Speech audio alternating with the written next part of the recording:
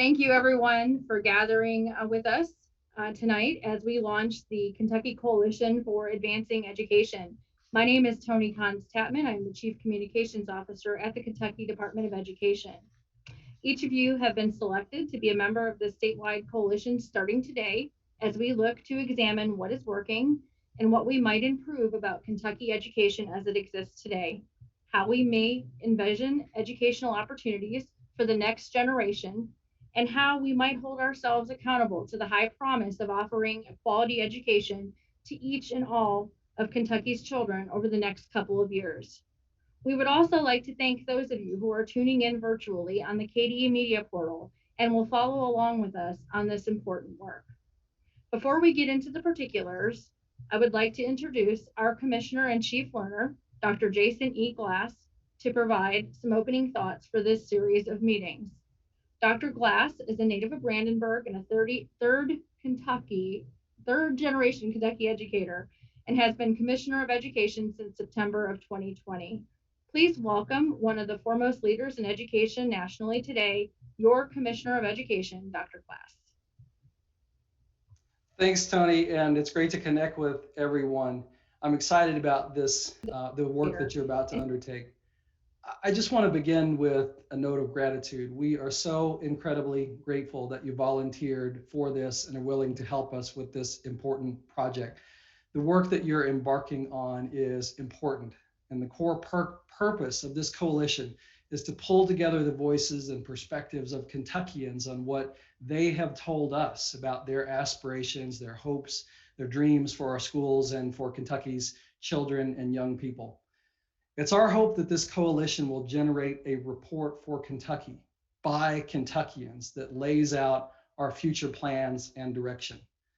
Some of you have been on our listening tours and heard my introductory talk and some of my thinking about education and some of the challenges that we have ahead of us. And you may have heard me talk about my grandfather, a Kentucky tobacco farmer, and the incredible change that he saw in his lifetime, from plowing fields behind a mule to driving his pickup truck on an interstate highway system. And just consider what an incredible change that was in just one lifetime. You also heard me talk about my own children.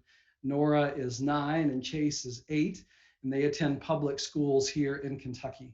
And I wonder about how much the world will change in the course of their lifetimes, and what we have to do as educators, as state and community leaders to prepare them for that future. Of course, no one really knows what the future holds, but I honestly think that we should expect all the trends that we're living with right now to only accelerate and get faster from this day forward. Today is as slow as it gets. Sophisticated automation and machine learning are already disrupting job sectors that we once thought could not be replaced by machines. Our children are likely to see the widespread proliferation of driverless vehicles in retail jobs, that's the largest employment sector in the United States. It's already been profoundly changed by computer-driven sales and purchases. I don't know about you, but I certainly don't see those accelerations related to automation slowing down anytime soon. The hard reality that I think we have to confront is that any job that can be done faster, cheaper, and more accurately by a machine is going to be. So we have to think about how we can prepare our students, our kids, for jobs with skills and abilities that are uniquely human.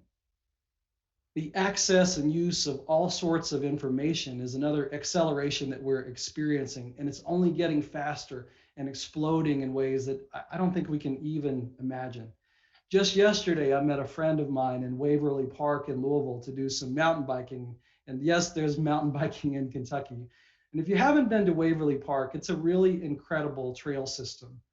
But having not been there before, I relied on my device to get me there and to tell me where the speed traps were on the interstate. I also used that device to map out the entire trail system when I got there with pinpoint accuracy to show me exactly where to make the right turns on that maze of trails that were in the park. It kept track of my distance, my speed, elevation changes, and mileage, and a heart rate monitor I was also wearing kept track of my heart rate, exertion, caloric expenditure. When I got back to my car, I was able to ask the device to tell my family that I was on my way home. My wife could track my location in real time. I listened to an audio book on the future of learning in the car. And I even found the lowest price gasoline on my route and caught up with my tweets while I was filling up with gas. That was yesterday using a commonly available Droid smartphone. So just imagine how information is going to move and be available and how fast it's going to be when the kindergartners entering our school now walk off the graduation stage in 13 years, or what it will be like when they enter the workforce, or they have kids of their own, or they retire. Honestly, I don't think I can wrap my head around all the changes that we're likely to see, but I'd be more than willing to bet that the information is just going to be faster and more accessible than it is today. I heard author Sir Ken Robinson once say that our grandchildren will look at us with pictures of our smartphones and our iPads, and they'll laugh at us because of how rudimentary our methods of getting information are, and that we had to touch our devices to access what we want, and that's quickly changing. Consider also the global connections and how those accelerate. Those are accelerating as well. Those global connections are accelerating. You've heard me offer up the pace at which COVID-19 spread around the world as evidence of how interconnected we really are. A virus that is spread by human contact and proximity could spread across the entire planet and disrupt our lives for a year is evidence of enough of how interconnected we already are. And now in the wake of the pandemic, I'm not seeing a trend toward people and nations taking a hermit and shelter approach to their future. In fact, people are moving and reconnecting all across the globe. They're working to restore connections, go back to traveling, increase commerce, and looking ahead, I'm betting that all these global connections are only going to get deeper and faster, making it all the more important that our children are able to understand, appreciate, and do business with people from all across the world. So the world isn't slowing down. And I don't know about you, but here in our recovery from COVID-19, it feels to me like all of this is coming back faster than it was before. So what are we to do? And how can we prepare ourselves and our children for this accelerated and interconnected future? Well, helping us define that is definitely where you come in. And I'm looking forward to hearing from you and looking at all the rich data that we got from our listening tours on what the future looks like in terms of our education system. But I do have some thoughts on a few concepts that I think can take up a lot of our time, but they may not do much in terms of the scale and pace of change that I believe our schools really need. If we look backwards, over the past 3 decades, education and policy in the United States and here in Kentucky has been battled in 3 major policy areas. The first area has been around academic content and standards. These have been an effort to establish a body of knowledge that lays out what students should know at different points in their education career and what they should know when they graduate. Now, what gets taught in school certainly has political dimensions. So we've also argued about what terms should be used, what should be included, what should be excluded from a student's education. We've argued about whether those academic standards should be set nationally or at the state level or left to local determinations. And we've also considered how we should set our standards against other international systems. Arguably, where we are right now is in a place of equilibrium between all those pushes and pulls about who should set what students should know when they leave our schools and what those content standards should be. Related to the standards, we've also pushed through major education reforms across the country around testing and accountability. And there is no doubt the American education system, the American education student, the student is tested more frequently for accountability purposes than any other student in the world. And we use that data to publicly praise, but also to blame and shame our schools and our districts. We've even extended the use of those tests to evaluate our teachers and education professionals at a scale unmatched anywhere else in the world. Expanding school choice has been yet another major policy and reform area that we've pursued aggressively in the United States and more recently here in Kentucky. Efforts ranging from competition between public schools to adding charter schools that compete with public schools to voucher and tax credit systems that move public funds and students to private schools. All of these are designed to bring a free market approach to education where schools work to compete for students and compete for available resources. There can be no doubt and no real debate that the big three of standards, testing, accountability, and school choice have absolutely dominated our policy debates for going on 30 years now. And there's also no real debate that these policies have won out in terms of getting passed, often with strong bipartisan support in Congress, in state legislatures across the country, and here in Kentucky. So the big three of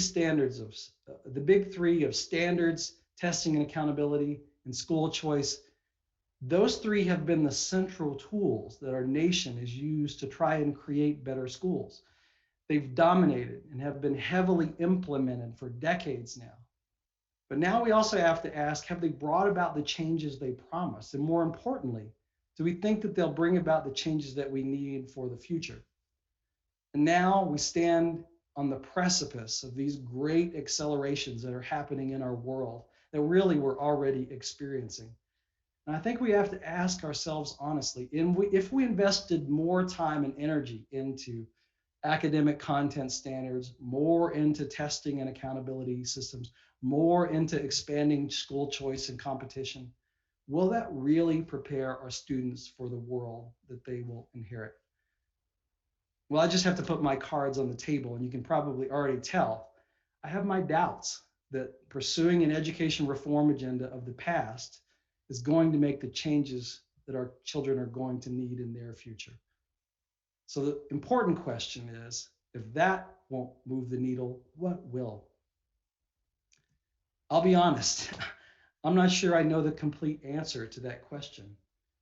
But I believe that it starts small, not with some big system view, but it starts by considering the learning experience of the student, the individual student, and how we can change that learning experience in profound, important, and meaningful ways.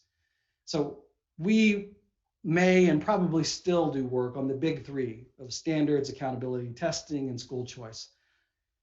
And I'd offer to you that the real focus to you should be on the small one. And the small one is each student. What is that student experiencing and what are they learning?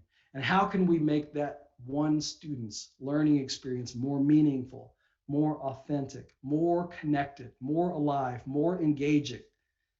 And how much more likely to give our kids the kind of learning and the lessons they need to thrive in that accelerated future? As I mentioned before, your work here is part of a larger effort that we hope will culminate with a broad and inclusive vision of education for our state. Your partners in this effort will be two cohorts of districts we call our local laboratories of learning, who will also be designing and experimenting with new instructional and testing systems. And our Student Advisory Council and Lieutenant Governor Jacqueline Coleman are also working on student and community mental health as a priority. So you're not in this alone. I'll close with this charge for all of you. Please consider how you can put forth not another education reform package, but how you can put forward a revolution, a learning revolution for Kentucky that will prepare our children for what's to come. Thanks so much. I look forward to doing this important work with all of you.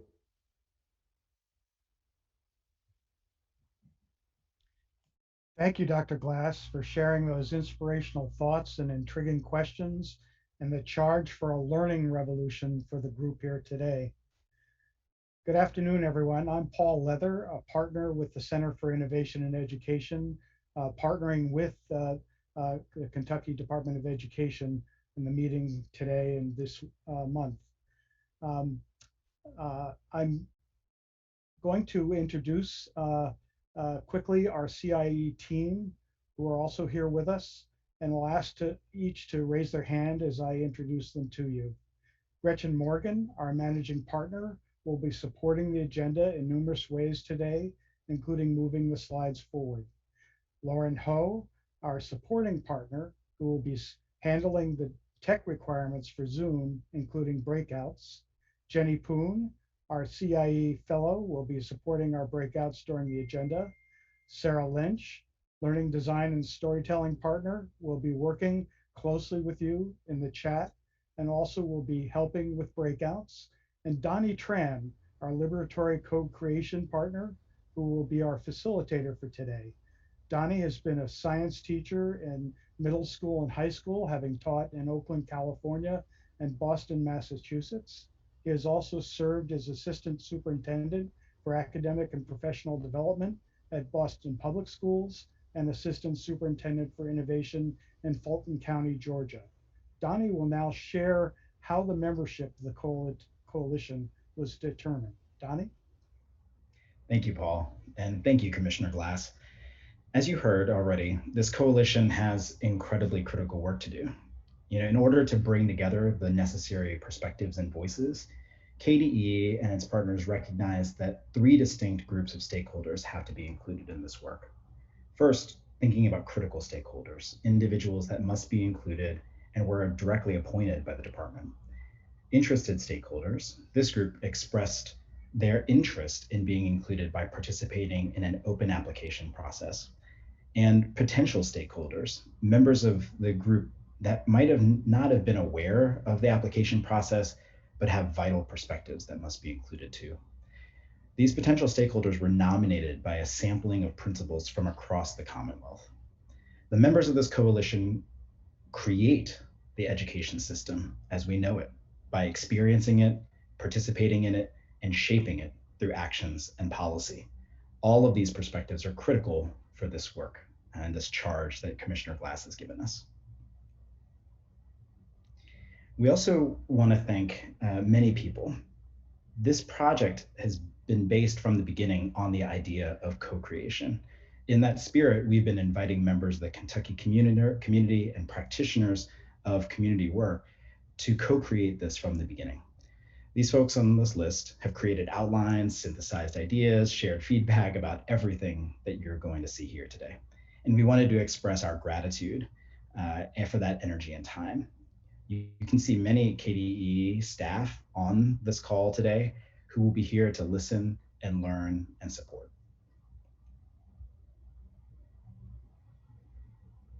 So let's get down to business today. Our plan is to get to know one another and start to build a community together, taking some time to share a little bit about our backgrounds, as well as start to build a shared purpose for the coalition. We'll also dig into creating an understanding together of the bedrock foundations of our system of education.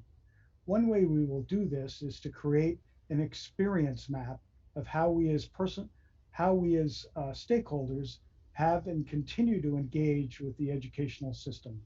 We will examine our personal experiences with the system, what has worked for us and what have been pain points, and also start to clarify what we might need to change as we build towards the future. Lastly, we will have a quick training in empathy interviewing, which is yet another way we can hear the stories of education, as well as personal perspectives and ideas behind and about this important part of our lives. After the training, each of us will try out the process by interviewing another coalition member. Donnie? We believe that any community that has a purpose as important as ours starts with shared agreements that provide some ground rules for productive work. And here are some agreements that we propose. We propose that we start and end on time. To foster community, we invite you to use the video if you can, and to manage your mic and use the chat freely. We invite you to listen to your fellow coalition members to understand their point of view, because it's quite diverse in this room. And in doing so, acknowledge that there are many forms of expertise in this group as it's composed. We also believe that you are more than just your job title. So please show up with all of your feelings and reactions to everything that we're going to discuss today. And then use those authentic reactions to ask the next hard question that will drive this conversation forward.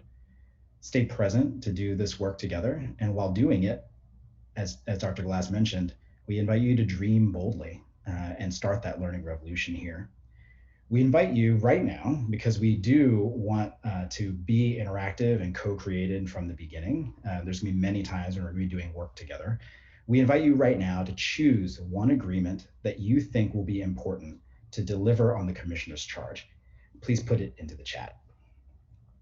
Oh, I see this wonderful cascade of things coming up already.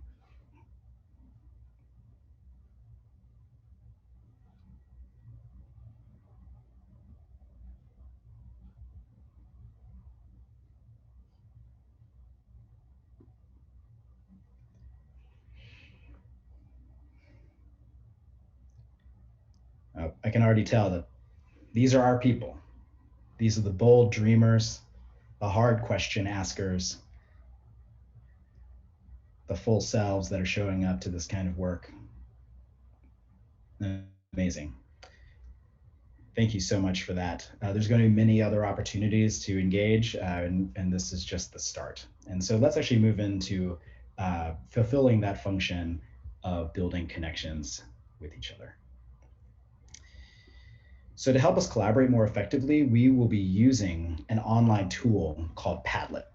And for this exercise, we ask you that you open this link and practice writing your responses in this Padlet tool. We will be putting you into trios with folks you may not know to answer 3 important questions. Where are you? In terms of a place, being in a place, from a place. Who are you? Your name, your identity, your philosophy, your faith. And who are your people? Your family, your friends, your community, and your work.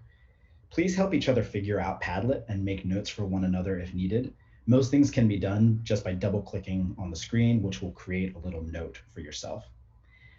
And put your Post-it where you hail from in the Commonwealth, inside of the Padlet that we've linked in. And we ask you to, we're going to put you in threes. We're going to send you in there for about 9 minutes. And we're going to ask you to share time, make sure that you're monitoring your airtime, stepping forward and stepping back so that everybody has a chance to go. And I'm going to turn it over to Lauren to send us zooming away. Hi, everyone. I'm about to send you into the breakout rooms in the random groups of 3. As you said, Donnie, it'll be open for about 9 minutes, and you'll have a 30-second warning for when the time closes, but I'll also broadcast a message giving you a minute heads up.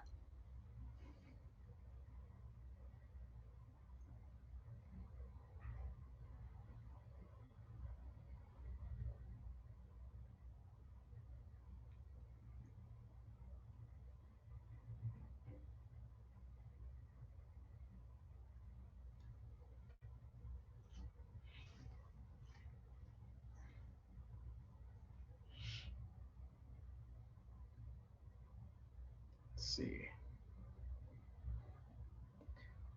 There we go. There's a few folks. Let's see here.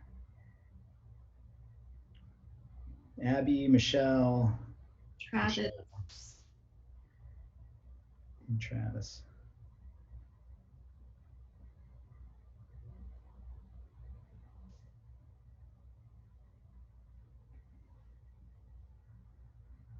Would someone from CIE like to go to room 9? Someone's asking for help.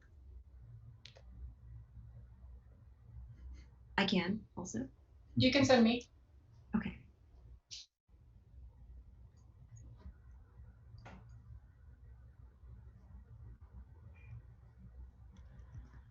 Just stopping sharing for a moment. Do you want me to be able to share the Padlet page when we come back?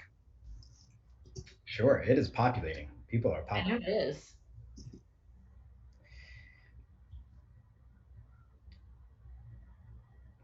Pretty cool. It is pretty cool.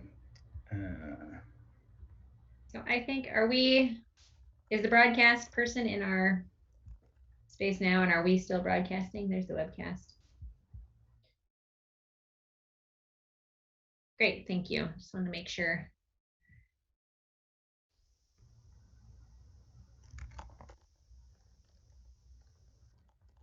Sorry for those in the broadcast. This is not as fun as what's happening in the breakout rooms. But we're recording those and we'll share them. Maybe you could share the map so whoever's watching the broadcast can sort of see the Padlet populate. Yeah, I'll do that. Here it is.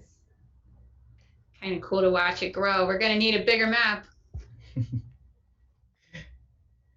Wait, isn't that a quote from a movie? We're gonna need a bigger boat. Yeah. That's cool.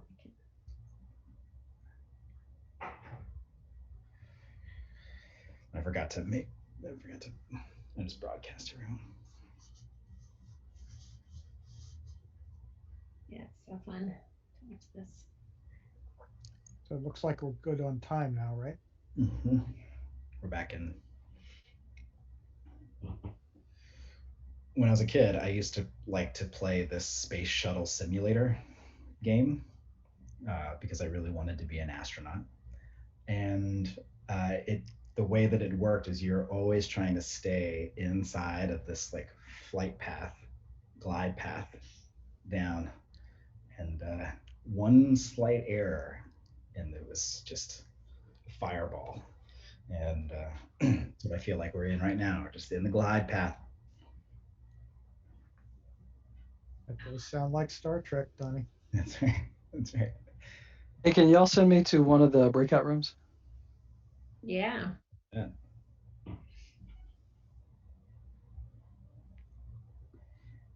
As soon as we started talking about nerd stuff, Jason was like, I gotta get out of here. You know, he's like, see you later, Star Trek.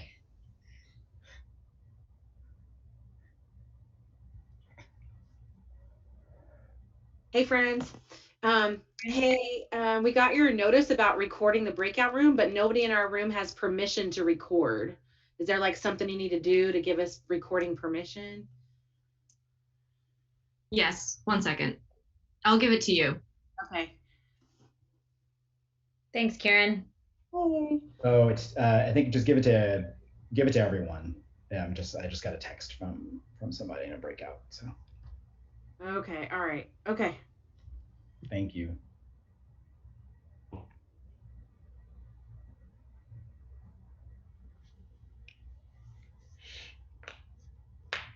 I think I might have to assign it manually. So I'm going to do that. Sorry, Lauren. Thank you.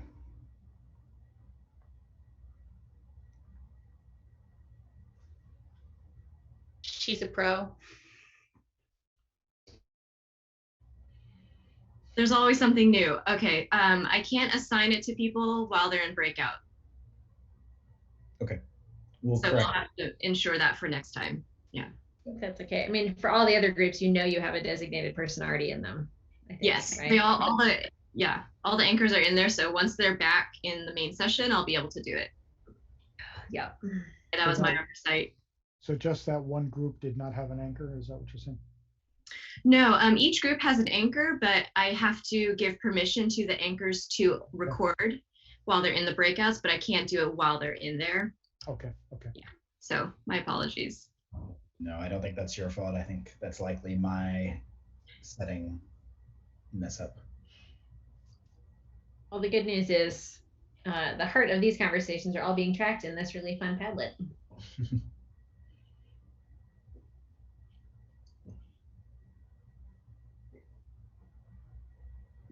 Sarah, Bill Audie is in Corvallis, Oregon. Yeah, he's a consultant. I know. I just think it's funny because he's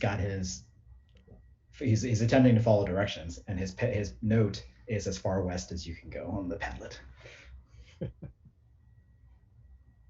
He's one of the assessment consultants along with Brian Gong. Brian sent me a note saying that he may join late and will just listen, obviously. Right.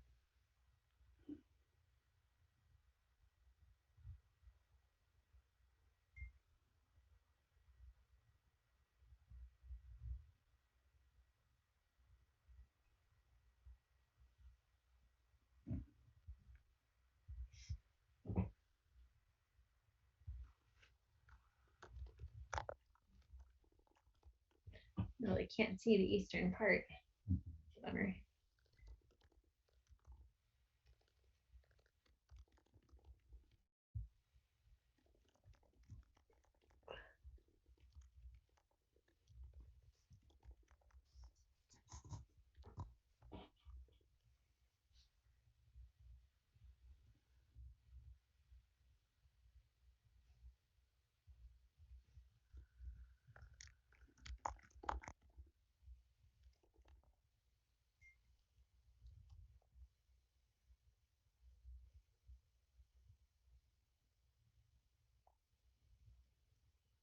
For future webcasts, I strongly encourage us to have Kentucky music playing.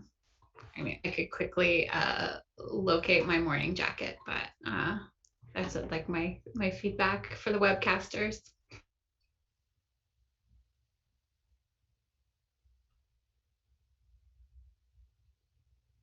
Here comes Brian.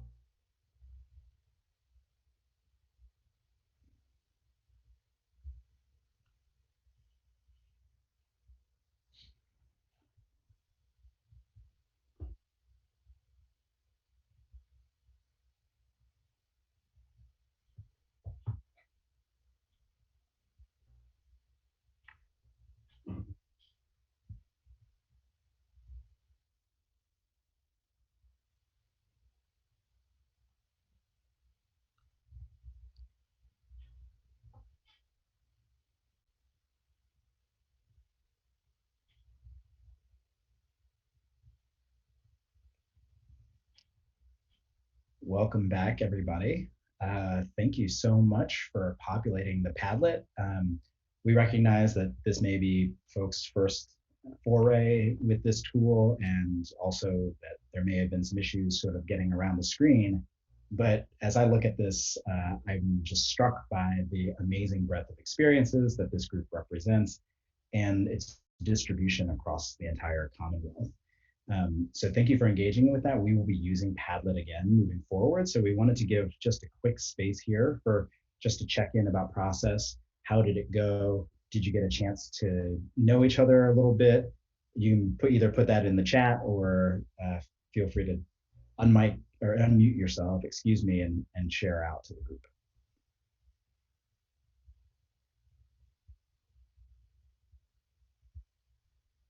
I don't ever unmuting myself. If you ever need to mute me, it does not hurt my feelings, I promise. But I'm Nora Ramsey from Western Kentucky, and we had a very diverse group. I'm a teacher and also a mom, and we had a student, a junior, and I have a junior son, so I felt like I connected with him right away. And then he shared that he had some Hispanic, so I do too. So we connected right away. And then we had Dr. Thomas Woods Tucker with us, and I was like, oh my gosh, he's another. I'm sorry, that's a little silly. And then we also had Susan McAdams, a mom from Louisville. So I felt like it was Louisville and me, but I got to share some Western Kentucky, and I got to hear some about Louisville. I will do a little bit better about adding to the Padlet because I didn't, but we had a really good. I thought we had a really good conversation, and I love that it was a diverse group. We got to hear very different stories because of who we were. So, thank you, Nora. I'm also just seeing a lot of other notes just about how it was a little difficult on a mobile device, which is super helpful to just know that, and we'll try to make accommodations for that moving forward. And so thank you. We're going to pause here and just move forward. We do have a lot on the agenda, but invite folks to continue to add things about things we could do to support ongoing positive participation in the chat, and we'll give you more spaces to do that momentarily. So we're gonna just wait just a moment to put the slides back up, but we wanted to just note a little bit about how powerful it is that we are a community that spans the length and breadth of the Commonwealth, not only in terms of geography, but also life experience. But building on the sort of charge from Commissioner Glass, what is the big picture of what we're here to do? And Paul and I are going to walk through that now, and I'll turn it over to Paul to get started. Thanks, Donnie. We have several thoughts to share with you in this next segment. The first is how we think about our schools in context with our communities and state government, and how we hold them to expectations. While so much has changed in the last 20 years, as Commissioner Glass referenced, since the turn of the 21st century, one thing has not changed, and that time is how we think about holding ourselves accountable. We're still operating like we did under No Child Left Behind, which came into federal law almost 20 years ago now, in 2002. So much of that system was designed in a few small rooms inside Washington, D.C. One thing that we have learned as we come out of COVID is that we need to be more connected to our communities, our stakeholders, more responsive to parents and students and community need. So how do we do that? One way is to think about how we are responsible to one another, something called reciprocal accountability.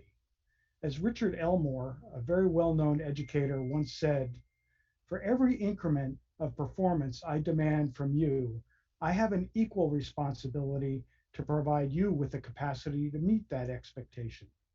Likewise, for every investment you make in my skill and knowledge, I have a reciprocal responsibility to demonstrate some new increment in performance." Might this same kind of reciprocal responsibility better define the relationships vertically between the state and school districts? Similarly, might this sense of reciprocal accountability better define the relationship needed horizontally between schools and their community, made up of students, families, and citizens of your counties, cities, and towns? Donnie will now discuss the expected outcomes for this effort going forward. Great, thank you, Paul. Our basic core belief here is that if we act as learning communities, can we actually move forward a slide, please? Thanks. If we act as a learning community, locally and statewide, focusing on reimagining education, accountability, and assessment, then we will see a few big transformations. We'll be able to redefine school success in reciprocal partnership with communities. We'll develop new ways of seeing the truth about communities, students, and schools, and we'll create tangible shifts in not only policy, but the mindsets and habits throughout the system. So we are trying to live in a different way of being in relationship, both within communities, across communities, and between communities and the state.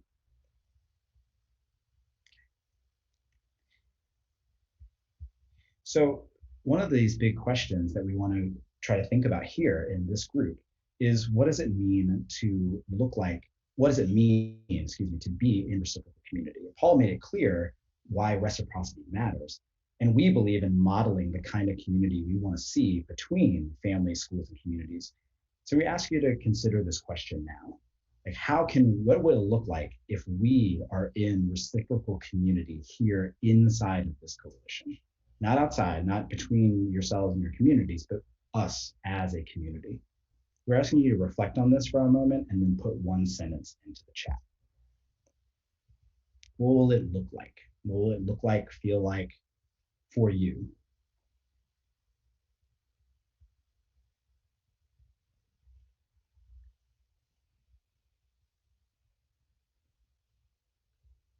Thank you, Bridget. Thank you, Missy, asking the tough question. That's right. a lack of hierarchy, holding each other accountable. It's great.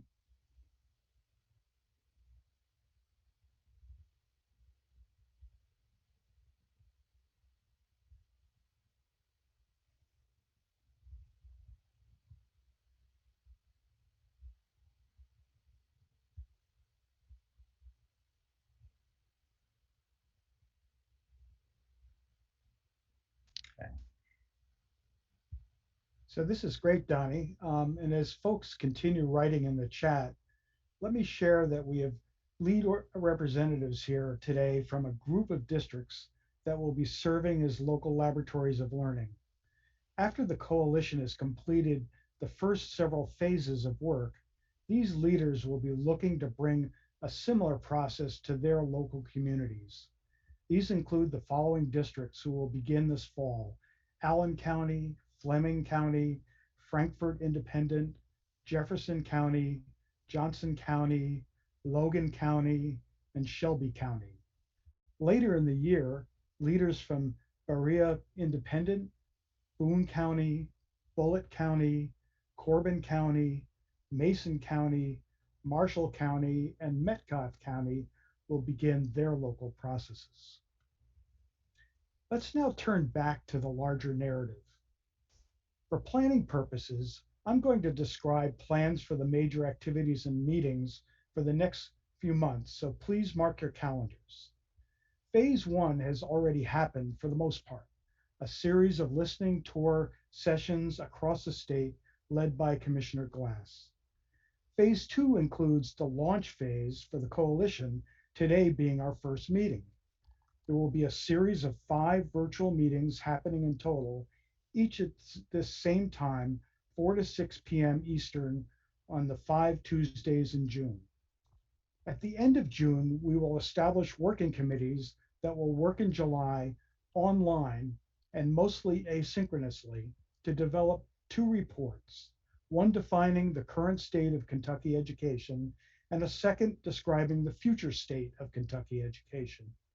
Both of these will be based on our analysis of the data coming out of the listening tour and your empathy interviews, which will occur this month. A third group will work on a reciprocal partnership guide, a tool to support local laboratories of learning to establish their own coalitions and develop innovative approaches, while yet a fourth group will create a learning agenda for assessment and accountability to support the emerging larger system. A set of shared questions and areas for inquiry around assessment and accountability that will guide both the statewide coalition and the local laboratories of learning, including guardrails for local innovations. In August, the coalition will meet, most likely in the first week of August, in person to finalize and recommend the reports, which will then be forwarded to the department. Phase 3 happens in late October. Phase 3 happens in late October or early November when a statewide education summit is being planned. There, the commissioner will unveil the reports to the public and will also announce and launch formally the first round of local laboratories of learning. Phase 4 is when the local laboratories of learning will launch their own coalitions at the local level to build, prototype, and test practical approaches, as well as identify policy needs for a new system, including assessment and accountability expectations. This will happen over the next school year, October 2021 to May 2022. While this is happening in the local laboratories of learning, the statewide coalition will continue to meet once per month or so to review how the work is progressing in the local districts and to address any policy issues that may arise through the design and prototyping processes locally. During the summer of 2022, Phase 5 will begin. The statewide coalition will work with members of the local coalitions to create final recommendations for a state system of accountability and assessment design that honors the work going on in the individual communities and enables that work to continue and grow over time as part of the larger system for the state. Now I'll turn it back over to Donnie, who will go a little deeper into what we will be working on and looking to accomplish in our June meetings. Thanks, Paul. In order to achieve these aims, we are going to learn and build together. This shows the sequence of meeting topics that lead through June. Today, we're building shared purpose around reimagining the system. Next week, we'll dive into the listening tour data that Commissioner Glass and his team have collected by listening to Kentuckians across the Commonwealth. And we're actually going to supplement that with stories that you are going to gather this week. By analyzing that data, we're going to create the outline of the report on the current state of education. Then we'll build our vision for Kentucky's educational future. And we'll finally create our guide for the innovation that will happen in the local communities that Paul mentioned earlier. In order to inform our designs, each week, we're going to explore a new dimension of assessment and accountability in education that shapes how the overall system is designed. So I'm just going to talk through those really quickly because they're the little bold bits that are underneath each of the dates. So first, comparability. What do we compare between kids, schools, and districts? Prioritization. What do we choose to focus on? Identity. How does the system learn about our individual children? And community. How does it learn about where our children live and play in our lives? Improvement. How do our systems push us to get better? Timing. When do things happen? And then consequences and stakes. How does the system structure incentives and disincentives for improvement? Now, one thing I want you to all feel as you look through this and hear everything from Paul and myself and the rest of the team, you are designers and creators. We are here to build something together by learning about and influencing these dimensions of assessment, accountability, and education. Now, of the 8 dimensions here, which are the most interesting to you? And of course, you don't know exactly what each word means fully, but we want to invite you to just think about them. Comparability, prioritization, identity, community, improvement, timing, consequences, stakes. Which one is most interesting to you?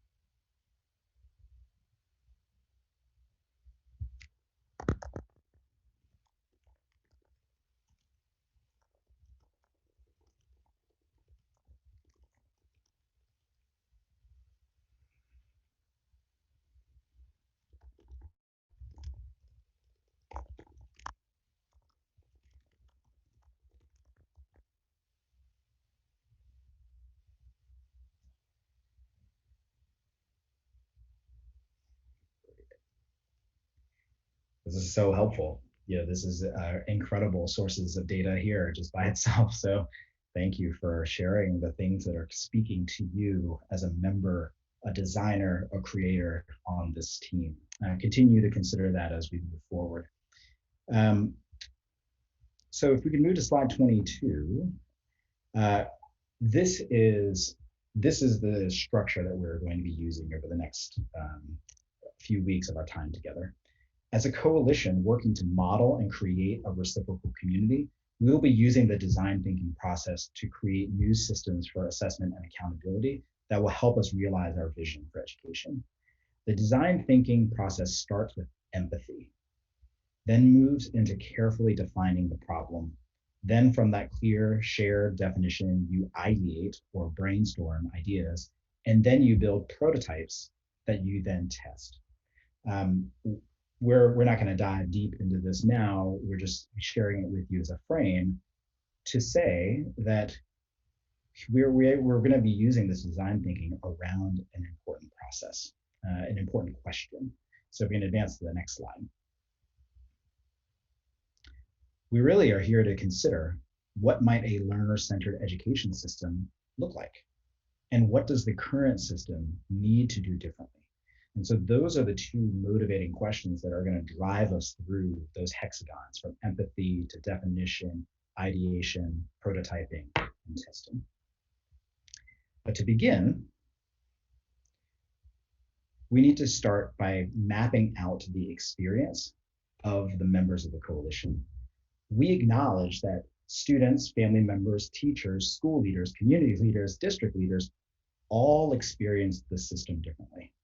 So to name and explore those differences, we will be doing experience maps by role. We will put you into role-like groups, students, parents, and so on. And we ask you that you spend no more than just a couple of minutes introducing yourselves and sharing your name and just a quick where are you, like in the state.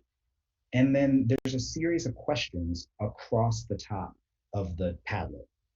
And we would ask you to consider the questions in each dimension and create Post-it notes for events or activities that come to mind. You can brainstorm individually or you can help each other come up with ideas.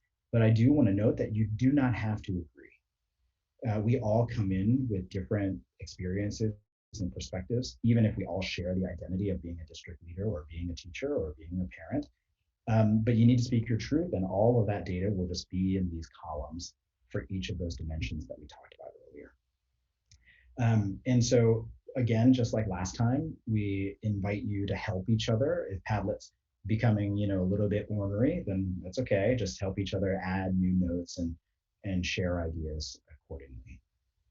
Okay. How are we doing?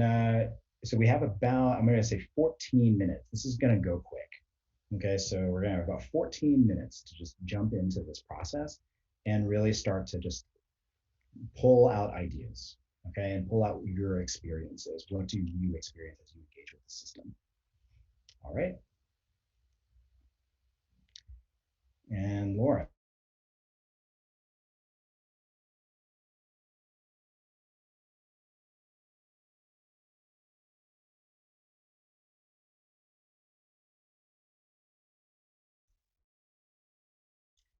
Hi, Casey. Hi, yes, ma'am. Hi, what role would you identify with? Would you be like a community member, a teacher, district leader? District leader. Got it. I'm sending you there now. Heather Butcher, are you there? Yes. Hi, what role are you? District leader. District leader, got it. Patrick Durham? Of being district leader. Got it. Thank you very much. Here you go.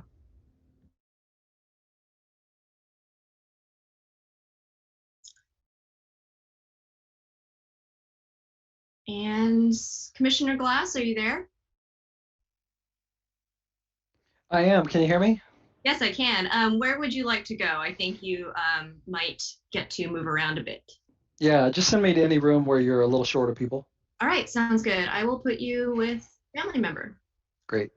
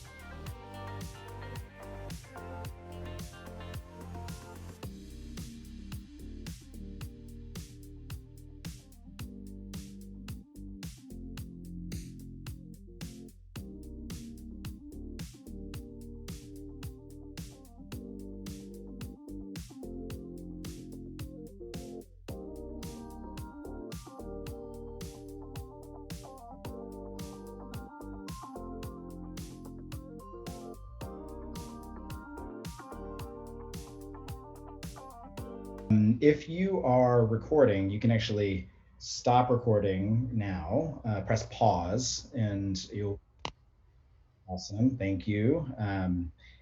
And we will, what I would invite everyone to do is to take a moment and peruse all of the Padlets. And I will put the link to them back in the chat here. And just, I don't know about you all, I'm overwhelmed with the wisdom and expertise from my group of family members and caregivers, and just seeing how much insight they have as they live the system. And that's exactly why we have you all here together. And all of those insights, I'm sure, were equally rich from each of the groups. And so we would love to invite folks to debrief this gallery walk by doing a gallery walk. So open up each group's Padlet and just start to read and scan across. You don't have to agree with everyone, but we're asking you to engage and consider one similarity that it had to yours and one difference. For example, you might be looking at the family one and notice that this is a made up of examples, so it's not actually from ours, so just prefacing that. But noticing that parents engage with state assessments only a couple of times a year, but notice that they use the information at different times, throughout the year. That might be an example of something you notice as being a similarity or a difference to yours. Okay, so take a second, scan through all of the Padlets, or at least one. Maybe that's actually more time efficient.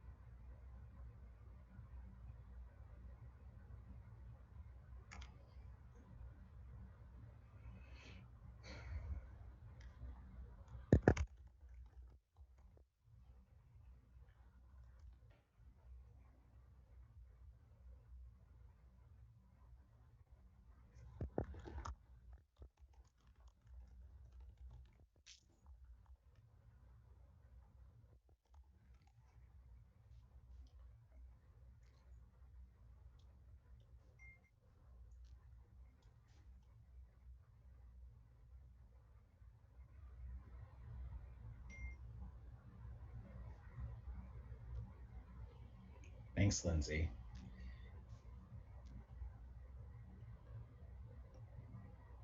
That's a great observation.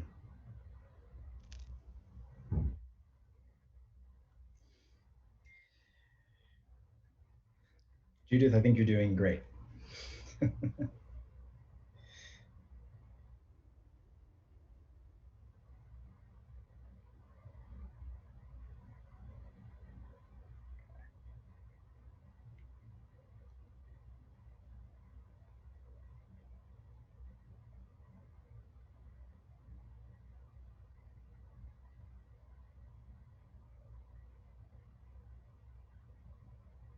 Mhm.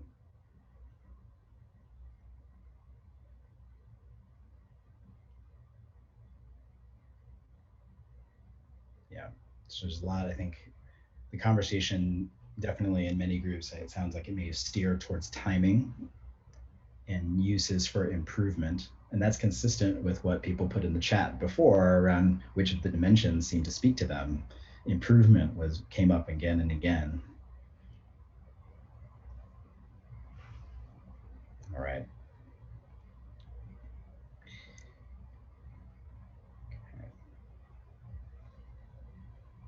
One of my favorite writers says that there's always time to do the right work.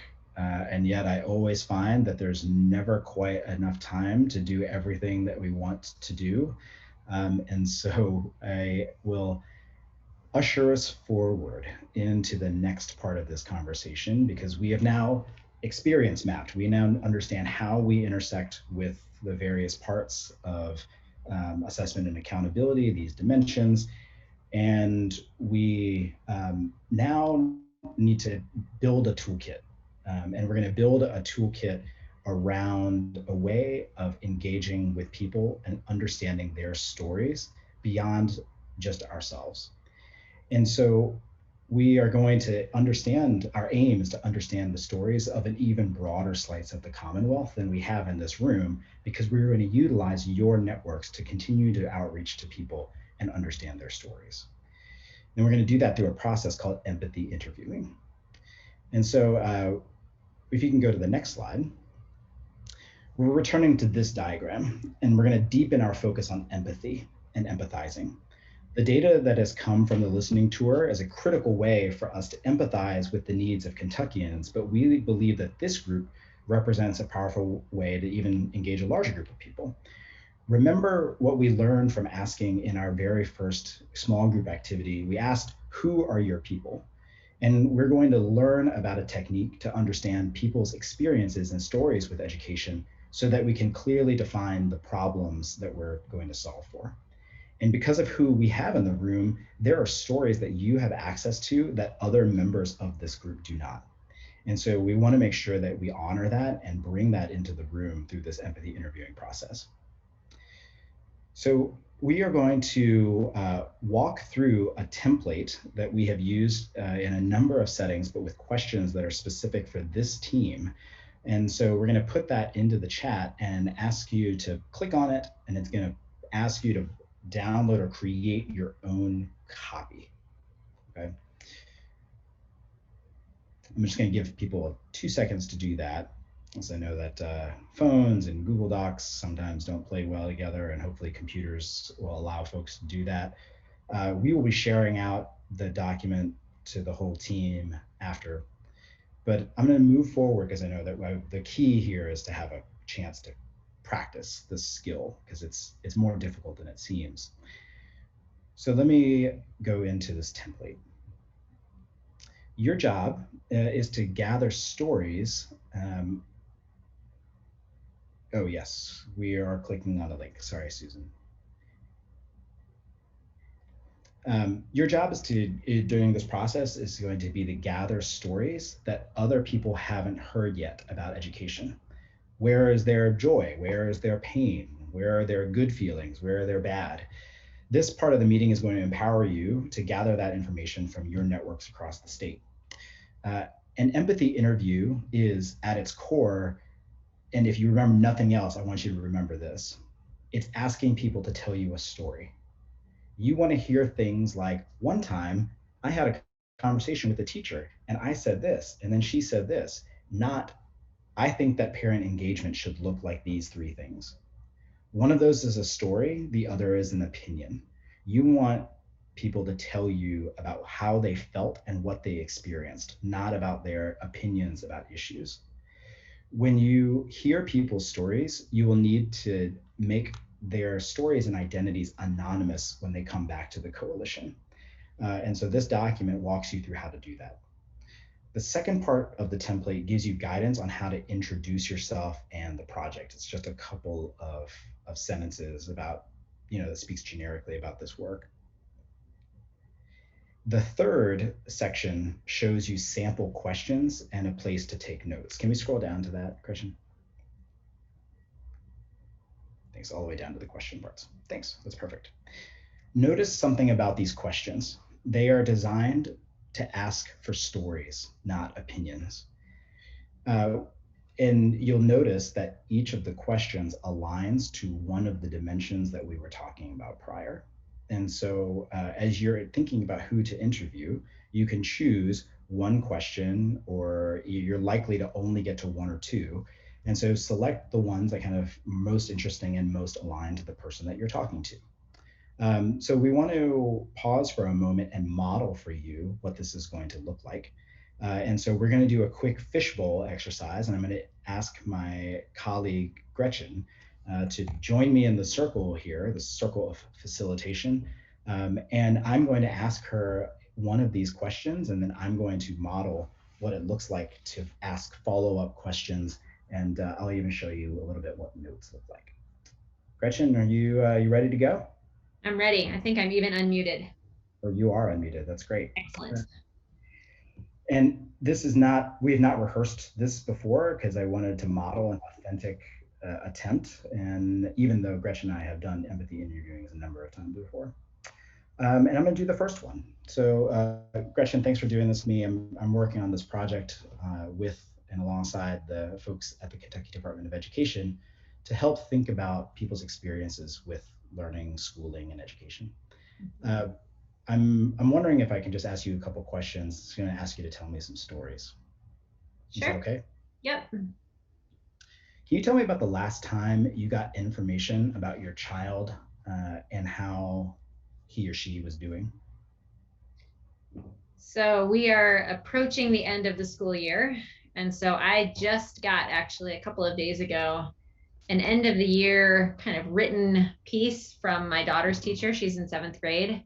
So she has many teachers, of course, being a middle school student, but she has one teacher who's her advisor. And her advisor sent an end of the year written like narrative progress report that was not about Sylvie's academic growth over the year. I've been getting reports of that all year long, but this last one was about how Sylvie is doing as a member of their community, the ways in which she's contributing as a member of the community, the ways in which she is supported by the community, and just kind of how she is, you know, learning to sort of walk through life as a 7th grader, and how she did this year. Things he wanted me to know about, strengths and also things to focus on.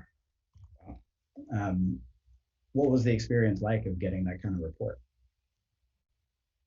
It was great, actually. His name is Art, and he is a math teacher, and he has all kinds of wonderful insights about Sylvie, that's my daughter, about how she learns and how she engages with people, and what her strengths really are, and how he's seen her like lean on those strengths to do things that are challenging at school. And it felt great to have a note from her teacher. It was only a couple paragraphs long, but it showed how well he knew her, and it showed how much her school like knows her and values her and wants to like see her as a person. So it felt great. It sounds like it felt really, like you felt really connected to the school in that moment. Yeah, I did. I felt like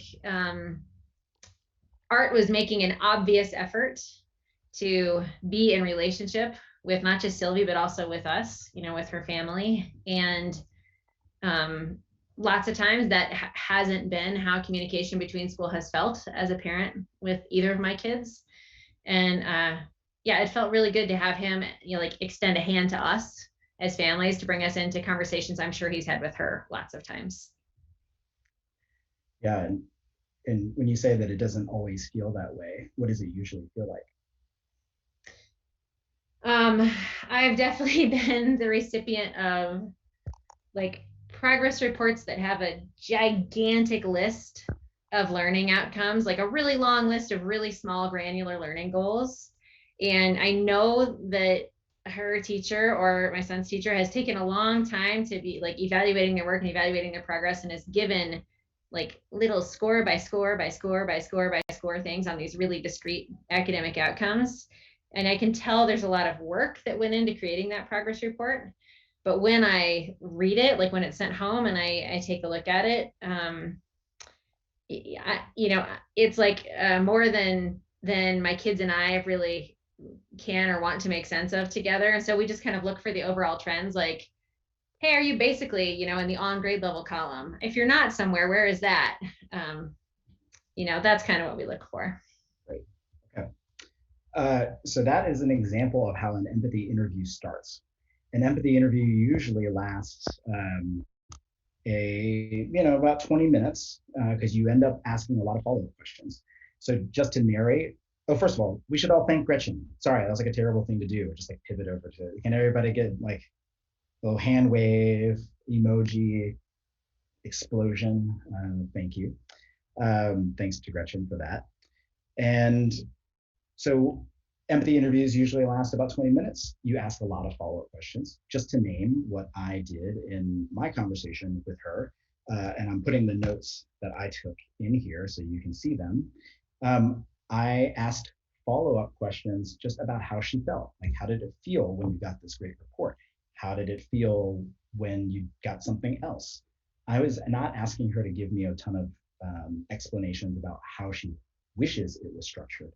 More about what does it feel like, where was it difficult, where was it painful, where was it good. That's the kind of insights that we're looking for. Not soapbox so much, more fireside discussion with a friend, right? You're not looking for somebody to go off and give a huge rigmarole about what they think is wrong with education. It's more, tell me about a time, tell me about something specific that happened to you. Okay, so this is now your practice time. This is the moment when we're asking folks to go into breakout rooms, and you're going to be in trios, and you're going to be asking folks one question and practicing taking notes. So you get to choose. You're going to be in random pairings or random trios. One person's going to ask the other person a question, practice taking notes, practice asking follow-up questions, and then switch. And then you'll debrief about how that process went. The person who's the odd one out can be an observer and just a noticer, and they can compare a little bit to the model that we just did. Remember, stay focused on the story. Stay focused on what happened, not what they wish they happened. Okay, so that is the trick of empathy interviewing. Okay. All right. Any questions before we jump in?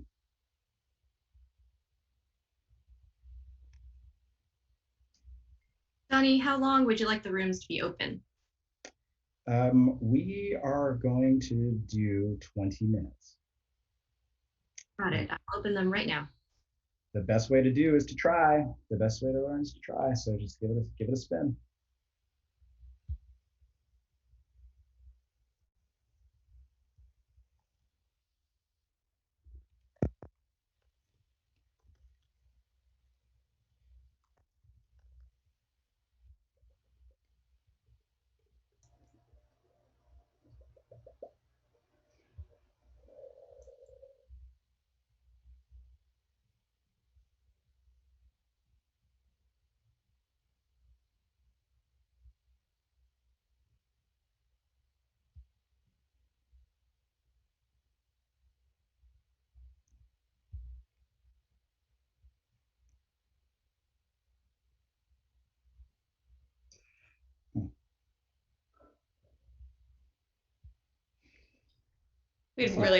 We had really awesome insights in the student group. I just wanted to share that. The students in this crew are just awesome. That's awesome. That's great. Yeah. Hey, Lauren, could you send me to one of the rooms? Doesn't matter which one. Sure. And We have a few other folks who are here too. Are these KDE folks staying with us, or? no, they're going. They're going. Okay. Lauren, if you want me to beam somewhere so that something can be recorded, I'm happy to. Great. Thank you. I will send you somewhere. Just a second. 14, 15.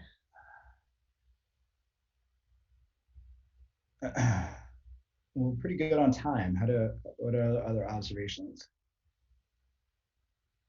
Yeah, I think we're good on time, and I think I've been trying to chat with, but I think the webcast is recording the main room. Webcast person, if you're there, are you recording the main room?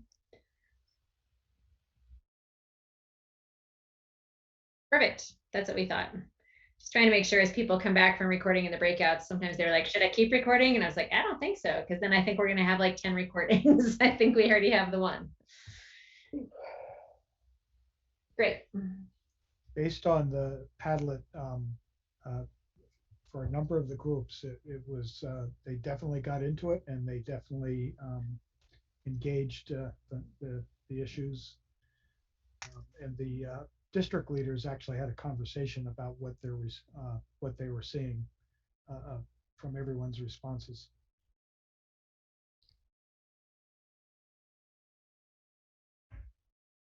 Yeah, we had a great discussion. I was with the school leader group, and it was interesting. They were drawn to the parts of the map that were not comparability or improvement.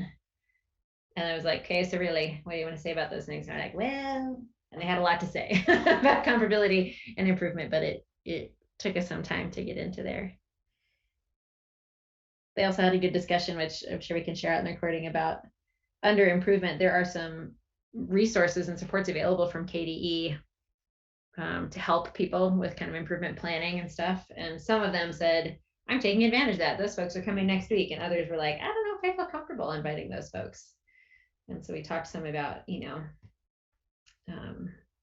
the challenge, and we had a couple KDE people on the phone with us in there, but the challenge of being a department and trying to offer supports in a system that feels like it's about accountability, and just how hard that makes some of those interactions. It's a great set of insights from their discussion. The students shared a really interesting conversation and a pattern around how do you know about how well your school is doing, like how to accessing information about performance. And they said that typically the good stuff gets publicized, like when they win awards, but they really have to dig. And these were students like, I have to go digging to get that information, which I thought that was cool that these student leaders are curious about that. But the insight that I thought was really fascinating from a community perspective is that they tend to get performance in a way that pits one school against another in their community. So like one rural town that has 2 high schools, it's about which one is better, right? Sure. So fat, or like Jefferson County. So it's like a local conversation about performance, but it's a ranking in competition perspective, rather than like, how is our community well-being? But I thought that was just really great truth telling from the students. Yeah. We did have a conversation in ours too with those school principals about what is like officially communicated and then what is like media communicated. Those like patterns of media, and one of their insights was that media usually talks about it when it's either really positive or really negative. And that means there's a whole lot of stuff that just sort of doesn't ever get talked about. That's like pretty good, but pretty good doesn't get a lot of attention, even though maybe that's the thing happening most often. So some similarities there with the kids. There's going to be so we do have a data report from the data team where they've taken all of the listening tour data and sort of funneled it into 100 themes out of thousands. And I think we're also going to do a sentiment analysis, which will tell us not only with the word how many times it came up, but what was the emotion associated with that word, which will be super fascinating. That is fascinating, and an awesome in-depth way for them to consider all that data. That's cool. I'm gonna turn another light on here.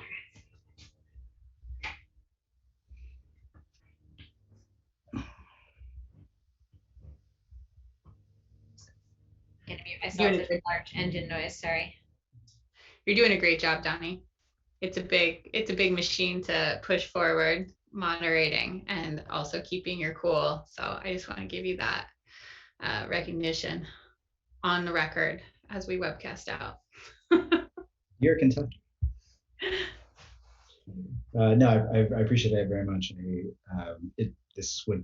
I think it's incredibly clear, it should be to everyone out there in the universe, that this would not have happened nearly as well as it is without all of your help.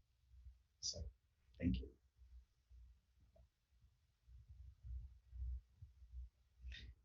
I also could not find a water bottle, and so I have a canteen.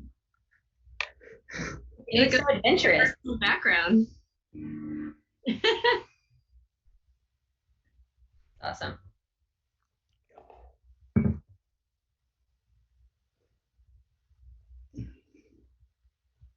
How are we on time, Lauren? How long till we come back? 12 minutes.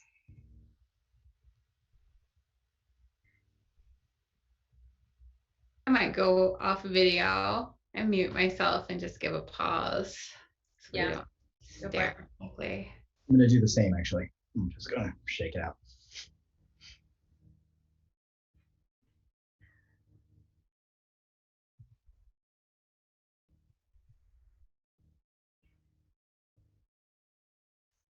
Lauren, can you hear the really loud machine noise in my background? No, because my computer's fan is also going really loudly, but I don't think I can hear yours. Okay. I think I'm across the street from a school.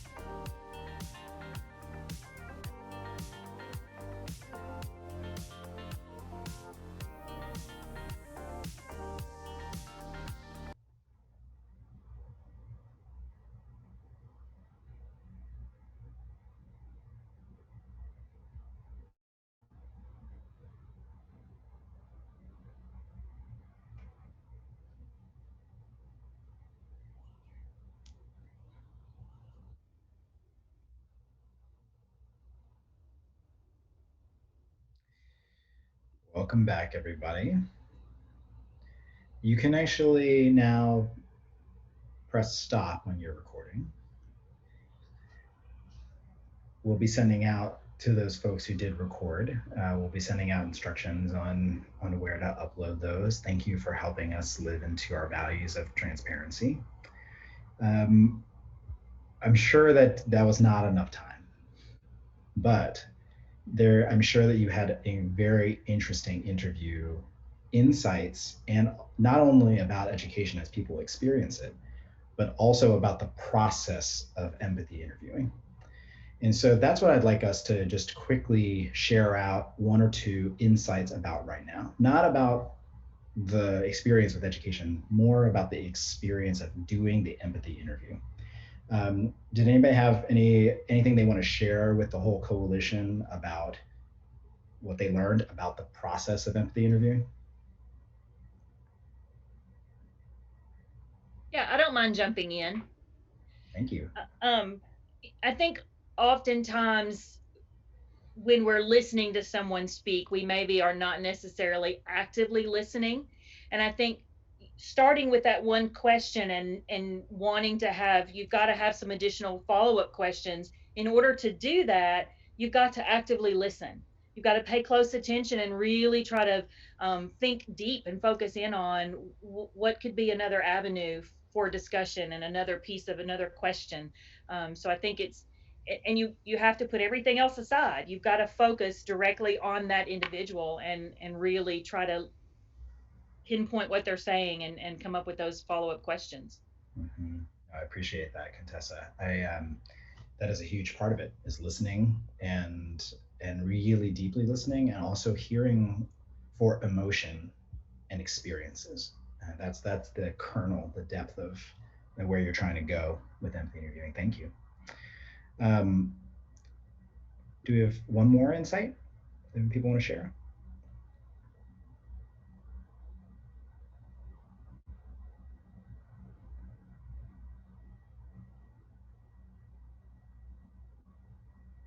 I think what's always interesting is when you do this, how much information just happens organically. You'll have that initial prompt, that initial overarching question, and then something is said that makes you have, oh, I have 3 more questions, or it just so seamlessly goes into something else, right? And that's what that organic part is, where the empathy, I think, really begins and lives.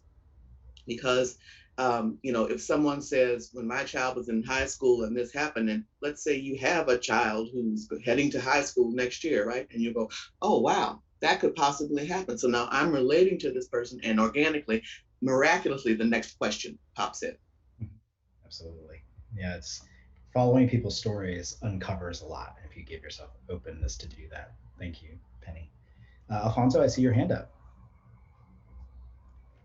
Hi. So I'm going to speak from the point of view of somebody who talks a lot. It is very difficult, not difficult, but I think that there is a very delicate balance, a very fine line between letting your interviewee talk. And I say this for myself, because you start talking and talking and talking and talking, and you don't want to be disrespectful to the other person, because you just want to listen. You just want to pay attention and build that rapport that is going to help you later to make more questions. But at the same time, you have to be mindful of the time. So I guess that for me, it would be a matter of learning, if we can call it this way, techniques to guide the conversation, in a nice way. I don't know how to describe it, but being able to help that person and guide that conversation towards the questions that we want to ask, without coming across in a way that I am here to do business. Let me ask you the questions. Sure. And thank you so much for that, Alfonso. So I'm going to give you just a couple, and then also just remind folks that, to build on Penny's point, that it's okay to follow the conversation where it needs to go. You don't need to hit all of the questions. It's unlikely that you would be able to do so, and not actually building of the kind of empathy that you want. So as you hear, and actually building off of what Jenny put in the chat, when you interview someone who has a lot of experience, it's easy to get into opinions. And so you need to be able to steer them back towards an experience. So you can either ask about an emotion that they seem to be expressing, like, gosh, it just seems like you get really frustrated, or you seem frustrated about blank. But then also to steer them into telling a story about a time when that frustration surfaced. So you can say, or that emotion surfaced generally. You can say, gosh, you seem really, really happy about the way that experience, or that feeling seems to make you really happy, or that that topic seems to make you quite happy. Can you tell me about a time when you experienced that? So you can steer them back into a question, into a story. Wonderful. This is an incredible group. I feel it already. And I'm excited about the work ahead, as I know the whole KDE and CIE team is. I just want to put this into context of the role that all of this work that we learned about today is going to play in our overarching process. So we'll be using empathy interviewing data alongside the listening and learning tour data in order to build our understanding of the current state of education. That's the next couple of weeks of work, June 8th to June 15th. And we will aim to share the listening tour data with you in advance of next week, so you can begin to make some sense of it. But your empathy interview data broadens that and makes it deeper and richer. And so we want you to feel really invested in conducting these empathy interviews in advance of next week.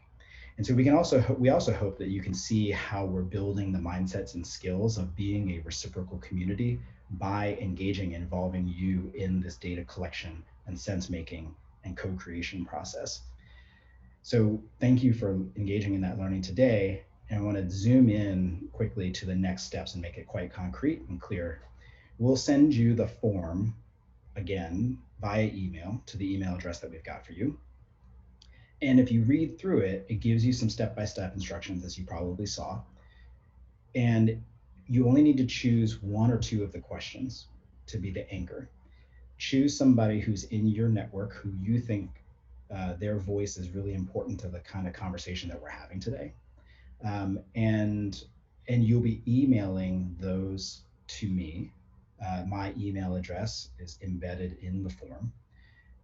And we're asking that you do at least one. You may find it very, very addictive, and you may want to do many more. We've had folks who have done 5, 10, so on. So we invite you to do as many as you feel called to do. Any questions about that? You can put them in the chat and I'd be happy to respond. But I want to move us also into just a moment of quick reflection, because communities are based on stepping back and looking at their process. And so this is an internal reflection. We're not going to ask people to voice it because it's something that we just want to build your skill in noticing. Gretchen, can you move to the next slide?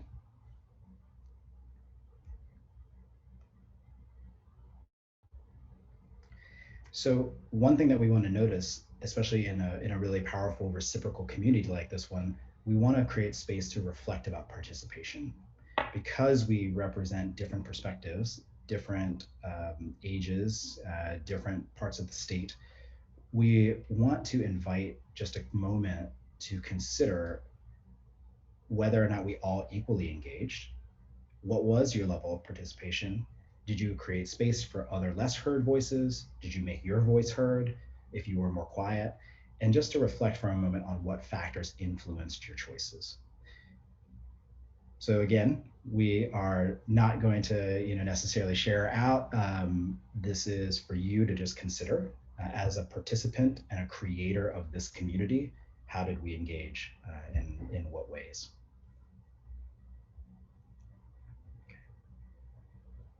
Great. All right, so thank you so much. This has been a real gift and a joy to be able to facilitate this time with you. And I'm going to hand it over to Commissioner Glass to close us out. Well, thanks, Donnie, and thanks everyone with CIE and with the Kentucky Department of Education for organizing this evening. It's really been a joy to listen in, be part of these conversations, and hear this group develop. I'm going to ask just a couple of things of you as you engage in this work. It's going to move really quickly. I know tonight might have felt a little about getting oriented and understanding, and that's, I think, part of the work that we have to do. But we're going to move quickly over the next several meetings to try and arrive at some outcomes. But for right now, what I would ask, I'll put this in the chat, are these things. And these are not going to feel natural. They're going because I think for whatever reasons are trained to approach this differently. But work to suspend your judgment, work to suspend your advocacy for whatever perspective or viewpoint you have, work to suspend your conclusions at this point. Instead, amplify your listening, amplify your hearing, amplify your understanding. For us to design an education system going forward that is profoundly better and profoundly different than what we have now, we need to do it based on what people in Kentucky are telling us they want and they need, and what their hopes and aspirations are for their children and our communities. And we do that by listening. So that's my final words to you this evening. Thanks so much for spending this time with us, and have a great rest of your night.